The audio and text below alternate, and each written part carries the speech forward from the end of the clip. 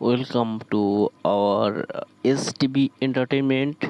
বন্ধুরা, আমি আপনাদের মাঝে নতুন এসেছি।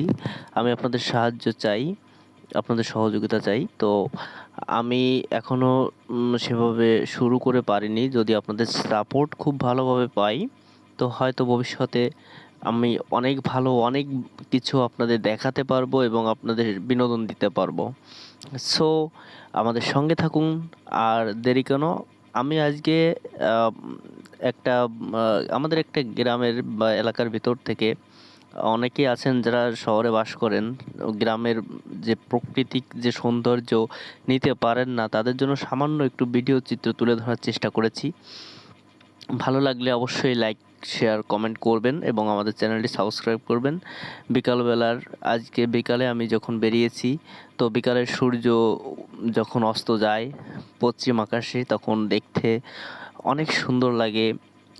সেই পরিবেশটাকে একটু তুলে ধরার চেষ্টা করেছি। আমি এখন হচ্ছে মোংলা থানায়, মোংলা রামপাল থানার মাঝামাঝি, যেখানে আমাদের তাপবিদ্যুৎ কেন্দ্র হয়েছে, তার ঠিক এখান থেকে প্রায় 20 কিলোমিটার দূরে। এখান থেকে আপনি দেখতে পাচ্ছেন ওই যে আমাদের তাপবিদ্যুৎ কেন্দ্রের যে চুল্লিটা দেখা যাচ্ছে, ওইখানটাই হচ্ছে আমাদের তাপবিদ্যুৎ কেন্দ্র রামপালের।